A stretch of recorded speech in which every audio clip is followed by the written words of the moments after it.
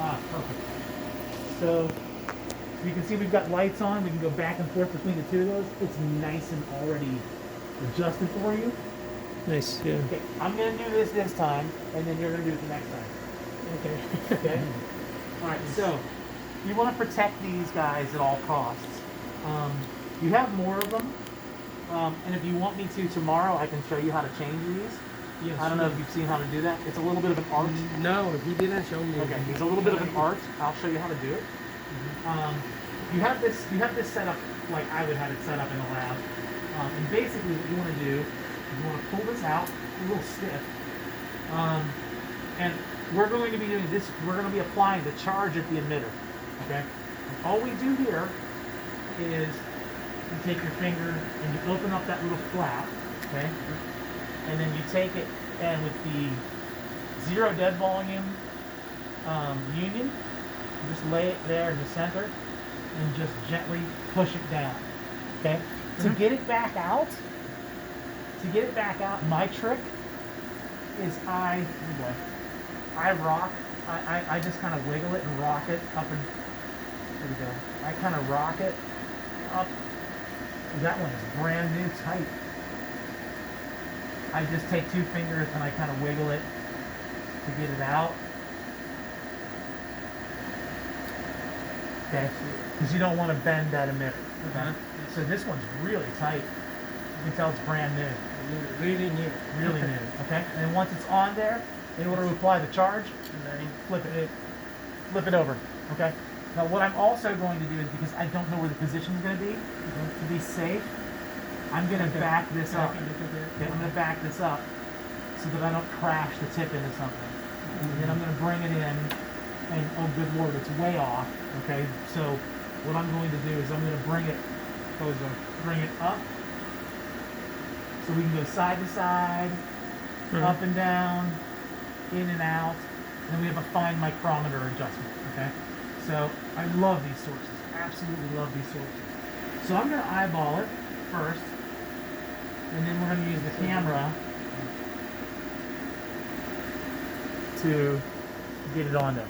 So, oh, you can just yeah, you can determine that. To the other one. Yep. Oh, so, yeah, you can just Yeah, to cool. the other Hey, I love it. monitor. I can't exist without two screens now. Just drag it.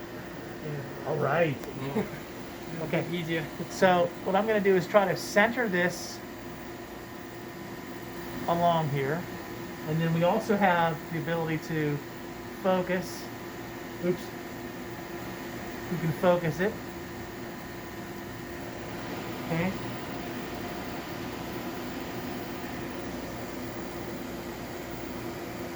All right, can you flip to the other camera? Yeah, just go to that other one.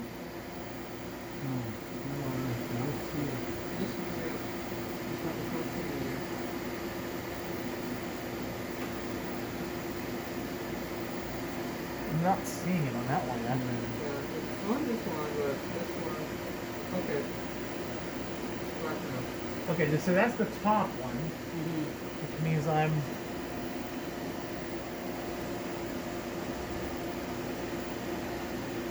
There she is.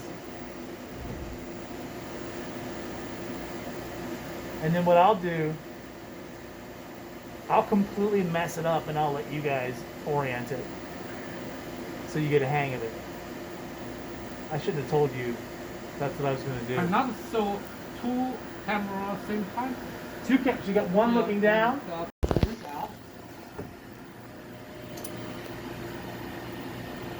And I flip this open. And we can also change. Okay, that works well. Okay, so when working with these, we have to make sure that if we're working with this side, we have to make sure that this side is plumb. Okay? Or if we're fitting this fitting, we have to make sure that we have something in there. There's a little white bag there also that has a plug. Okay? So go ahead and grab inside here. There's a little white bag with a plug. Solution how I'll get. Yeah. So I can either do it right here, or I can do it on the table, but then I'd have to recheck this seating. Which one? No. We don't have to do it. I just want to show you what it is. Little This white one? bag. Yeah. So when you make these connections, you have to make sure that one side of this is already is what we call seating it, like seated your pants. And you have to put the plug in to hold it in place. So since this one was already made, if you don't mind, can you pull those tweezers out of there for me? And somebody rip it open with their paws. And I won't throw this away yet.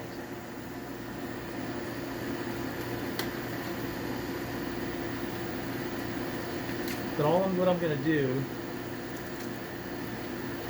I just need the tweezers. All I'm going to do is use my fingers and take this off. And I'm going to place that down. Okay? So this guy, so you see how we've got an emitter in there? And it slides? Okay? This plastic part has the seat inside of here. So I'm going to pull this whole thing out. And we're going to hang on to this. I'm not going to throw it away yet. I'm just going to put it right here. But what we need to do is I need to take those tweezers.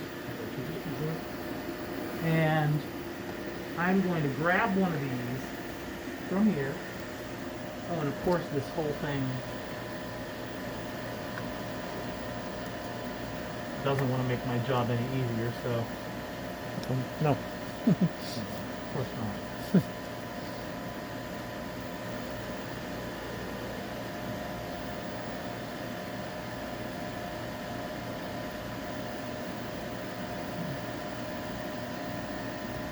I'm just going to do that. And this is like, fly paper, right? It stuff sticks to it. So what we want to do is pull this off of here without damaging the emitter. And it's a little dodgy. Okay, I got it off there. I did bend it a tiny bit, but they're pretty pliable. I like this one.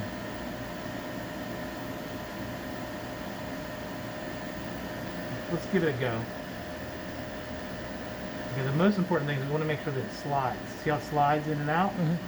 So what I do is I use my knuckle or my fingernail and I straighten it out. And you really, really have to, the urge to do this with your bare hands is pretty hard to avoid. But if you can fit a glove on there and get it nice and tight, so what I'll do is I'll push that through there, and then I will, whoops, close call. It should be okay. That's why I like to have a spray bottle of methanol on hand. Bottom that out, and if this one doesn't work, we'll use one of the other ones. It's a little bent, but good that you got to make it work. And this emitter slides in and out. So what I like to do is bottom this out with my fingernail or my knuckle, and then I place it in here, and I push it in, start to screw it in, and then I push on the sleeve. Push on the sleeve, tighten, push on the sleeve, push on the emitter, tighten, push, tighten, push, tighten, push, tighten, and then when I think it's tight, I give it a little pull, then I give it a little pull. See how it came loose? Not tight enough. So I'm going to loosen it a tiny bit, push it back in, tighten, tighten, tighten. Okay, it's not coming loose, but I don't necessarily love the bend on this. I'm going to try it, but it might not be a good one. And I think it was already bent. So go ahead and turn the flow on. Somebody turn the flow on the Nano. Let's see if we can make use of this one.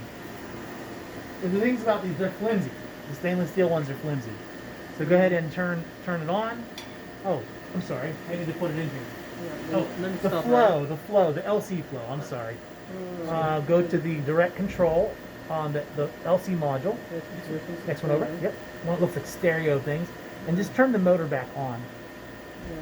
Which one is this? Yep, right there. Perfect. Perfect. Teamwork. And what I want to see is a droplet formation. Now we stopped the flow there should be liquid all the way to the line. So as soon as the pressure comes up, we should start to see, and I already see it. Well, there's a little beveled edge on this, so it kind of always looks like there's a droplet. But there. So let's start. Go to your thermo SII up on top there. Okay. Can I just close all, start in the beginning? You can let totally people- start fresh if you want. Yeah, let people have a general idea where to start, Mhm. right? So we can go from here Mm-hmm. and then where we have the Instrument instrument setup. set up, Mhm. right? Yep.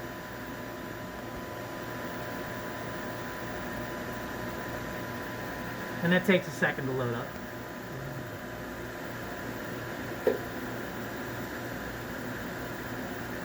Yes. Okay, great. And then So which let's- one we are go first? So let's make your runtime first. So we need to. How long is that column? 15. 15 centimeter. Yes. Okay, so we need about 15 minutes equilibration time. So let's make it 90 minutes. So make your total runtime 90 minutes. Okay, and deselect all channels, and I'll tell you which ones I like to add in. Add in your NATO cap pump pressure. And that's good enough. The other one, this is all just metadata. Do your nano cap pump pressures on left and right as well. So NC pump Another pump is going to pressure. Okay. Yeah, all the pressures. You don't need the loading pump. We'll put the loading pump pressure just in case. I like to look at pump pressures because then that way it gives you an idea of if there's any issues. Okay. Yeah. Next. Yeah, sorry there. Next. Down here. Oh, okay. All right. If you want to name your solvents, you can. And this is just loading pump, right? That's a loading pump. Don't even Yeah, we can. go ahead and name it. That way it's in your method. Yeah. The fluids.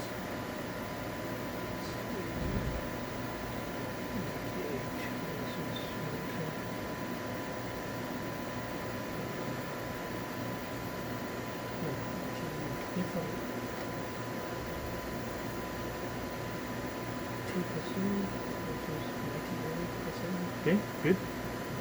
Next. Okay. Get rid of the equilibration stage. I always like to remove the equilibration stage, the bottom. Remove. Okay. And then if you're running 100%, you're running 100% A, right? This is set up for the loading pump. Yeah, so yes. and make it 5 microliters per minute.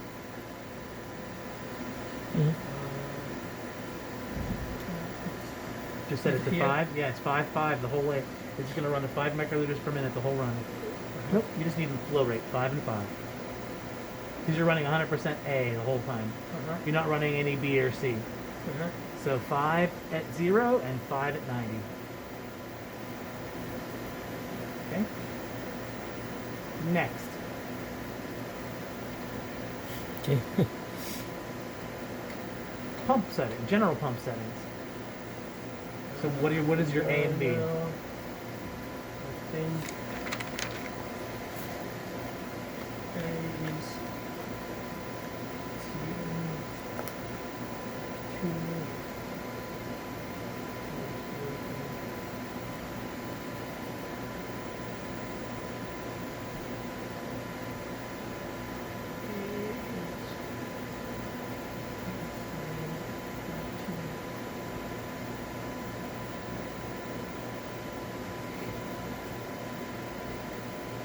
Okay.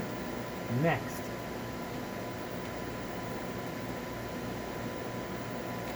Remove your equilibration stage, please. I never like to use those. That just makes it so that the equilibration happens before the run. I don't prefer to do that. it's kind of like it's not in a program extra. Yep. So make your flow rate 300 nanoliters per minute, so 0.3 microliters per minute. Okay. And then start your run at 2% B.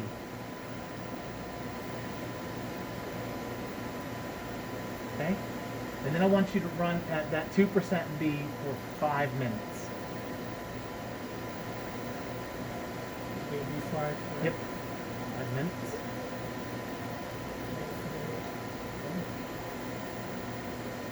Still true, right? Yep. Now I want you to add a new row. And I want you to go to 35 minutes. I want you to take it to 25% B. Okay? And then I want you to take it to 45 minutes. And take it to 45% B.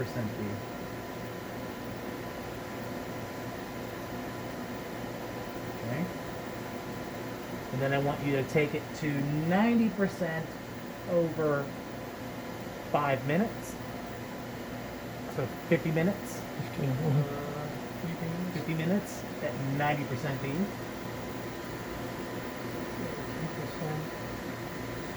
Okay? And I want you to hold it there for tab on. Okay? So advanced peak detection, if you hover over it briefly, tells you what it does. Is an algorithm, an advanced algorithm that improves the determination of the charge state and the monoisotopic mass and charge values of the isotopic envelopes.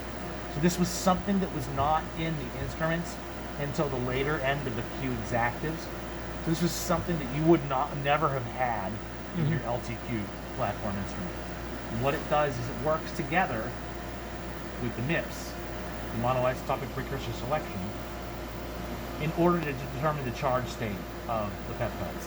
So here's an example here. In this data here, you've got these things with question marks. Okay, so it's not really able to find the values here. Now you're getting question marks here. Now you should have run this with the advanced peak determination on. So it's a little puzzling to me that we're seeing these question marks, but it is calling these singly charged, so it just might be an anomaly. But typically, back in the older Orbitrap instruments, a lot of times it wouldn't be able to figure out what the charge states were, and you would get a lot of these question marks throughout the run. So, for example, in older data, it might not have been able to figure out what those charge states were. Or if you had overlapping, the most important thing, and this is not a good example because you don't have a really complex data set here. So if we're looking at here, looking at something like this where we have a lot of overlapping isotopic envelopes of multiple peptides, or even in my data here, we have a lot of overlapping data. So if I go to display options and I show my charges, okay, we've got, let me go to somewhere where it's a little more rich in. But Shenhao, why do you think this is not good data? I mean, just looking at the overall profile, I don't think it tells us anything. It's good data. With this? No, not this one, but yeah, I don't know yet. I mean, Sorry, so it's really hard to tell, I think. What's that? I mean, it's hard to tell. I mean, it's hard to tell until we search it. Yeah. It's hard to tell. Yeah. I mean, it's the one thing. The one thing that stands out to me right away. I mean, there's a full MS. Yeah. We're getting some MS, but it's not super rich. You know, there's definitely some data there. I think it's more of a sample problem than anything else. Maybe, but yeah, I would say it's more of a sample problem than anything else. But I mean, there's definitely peptides in there. We're definitely getting HCD fragmentation. I'm not really that concerned.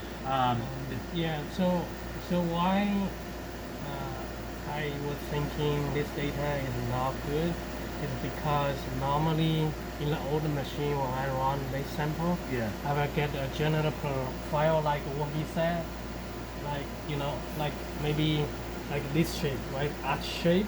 Right. But you can see at least some peaks stick out, not like it just kind of general like this curve. yeah. But it's a little rounded to me. So that means if look like this, it means that at least the resolution is not good for I think for the it's suspension. I think it's the separation, the chromatographic resolution. Because even if I go to base peak here, it could be the loading like. could be the loading as well because you have the high intensity here. Yeah, So the really only thing high. we can do is search it. I mean, we can search it, but Yeah. it's as I go to base peak, it's getting a little bit better. I think it's different from the other one because the other one, I saw the detergent peaks. Yeah, you did see the detergent. So if you look at, if you go back to this DMSO, Yeah, you can see this is a detergent. so if you look at, go ahead. So if we look at the mass spec here, you can see this is kind of like a detergent. You can see the 44 series difference. That's kind of like it's something in our solution. And it's The drowning same, everything the out. same here. See, yeah, Yeah, it yeah. gets- This is kind of like if I saw those peaks, I don't really trust this data Right. because at least something in our samples. It's drowning it out. Yeah, because it happened before. I think Right. once Tanya gave me samples, it looked like this. But we do see maybe it could be a purification. I'm not really sure. But this is the peak from trypsin, I guess. That's my guessing. And then we also get some peptides. Not kind of like we are nothing. No, it's not nothing. Yeah. I would still search it. Yeah. I mean, there's a peptide there, 435 Yeah. and 691, and then the 1, 2. The more complex your data is, the more overlapping. Now, what I was trying to do was find a full MS1. So, and this might not be a good example because it's pretty low amount injected, but the more complex things are, the more overlapping peptides you're going to have. Okay, so if you have more overlapping peptides, you're going to have overlapping, multiply charged envelopes for those individual peptides. What the APD algorithm allows you to do is it allows the instrument control software to work together with some of the filters to figure out what the charge states are of those overlapping peptides. Okay, so in older software versions, it wasn't sophisticated enough. For older Orbitrap versions, it wasn't sophisticated enough to pull apart those peptides and figure out what the charges were. So it classified them as a unknown charge state. So that's why we have this setting, which was default 2. So when we fragment our ions to get MS2 information, if it cannot determine the charge state, it's going to call it a doubly charged ion and fragment it when we do our DDMS2. So even though I say 35% normalized collision energy, it uses the charge information when we say collision energy, this is normalized to the charge state. Okay, so if it knows that it's a 3, a 4, a 5, or a 2, it's going to apply HCD collision energy, which is normalized to the charge state. If it could not figure out what that charge was, it would call it a 2. Okay. So I have a question. yes, sir. So here I saw like the energy, right? So for example, like this is for the proteomic research. We may not have a problem on the collision energy. Yep. But for